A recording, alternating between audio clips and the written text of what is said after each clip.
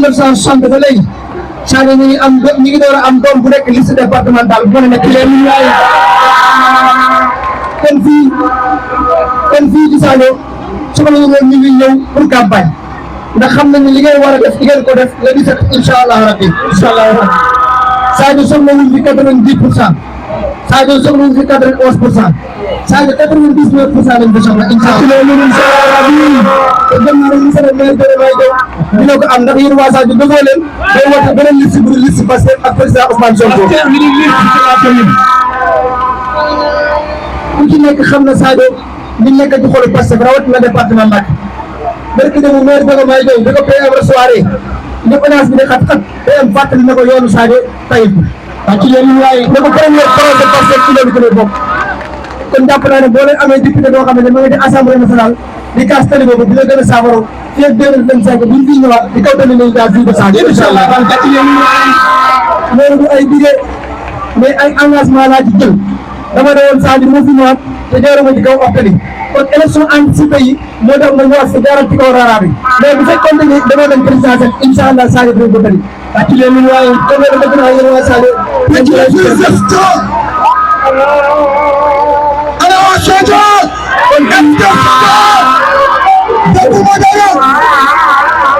kon département Mbacké laa département Mbacké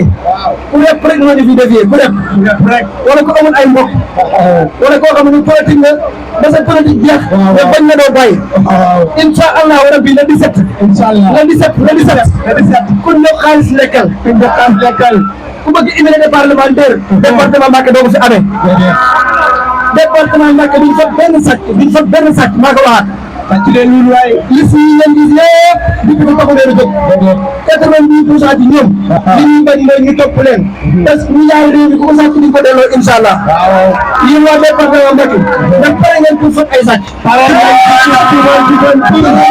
ndax pare ngeen pour fat ay sàcc ku bañ loolu la di set dama wootal président Ousmane Sonko ak Pastef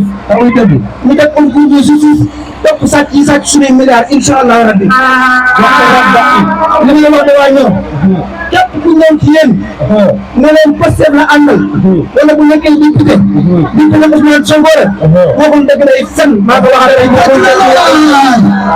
Ousmane Sonko benn ministre la am muy liste bi nga xamante ne moom président Ousmane Sonko moo ci nekk amul ñaari liste amul ñetti liste muy liste bii président Ousmane Sonko mu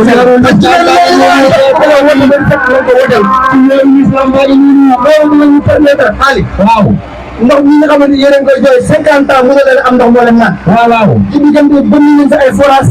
di alimenté ay dëkk. waaw te jamono yooyu saa ñu ne mar mënuñoo naan. damay dëgg yéen boo kaas ndaw leen ko ñëw mu saafaraw. dina saafaraw dëgg nañ ko la di sëkk boo leen ko defee. incha allah rabbi ndox mi di ngeen ci naan ba sangu ci ba ragu ci ba def ci leneen leen. ku soxla commencé bi waa Sadio la di set bu ma wax kat leen woote ji damay wax bi ñu fajar dem ci bureau ya dem sa bureau yow 15 heures dem simile tàkkal sa xam ne jamono département ak buñ jógee fii nag département bi toyundee buñ jógee fii liste nationale yow yóbbaale ay nit buñ jógee fii Aliou man fekk na boor te muy dëkk yi département Mbacké liste yi fii gis ay màggati woy yi ñoo fi nekk de ñoo xamante ni sàcc nañ alal réew mi sàcc na yàlla réew mi ñoom ñu moo wax li def na seen passé dafa jëm seen passé dafa jëm liste bi ay ndaw ñoo ci nekk ay ndaw ay 040 ans la ndaw ñoo nekk ci liste bi muy sàcc bokk la ñoom ñu xamante ni pour mu 40 ans waaw nomination lañ am waaye mosuñu am poste boo xam ne askan wi moo leen ko jox mu xam ne ñun soxla wuñ nomination mais poste bi ñu soxla day bu askan wi di jox soxla wu ñu dugg liste nationale déedéet buñ ko bëggoon 3e la ñu nekk wala 4e nekk de kon nag ñu soxla wuñ ko waaw kon yéen waa Mbacké say Cheikh bu ñu jógee Sadio say Cheikh ñu mu dem Mbacké wàccewaat ko door a dem ISRA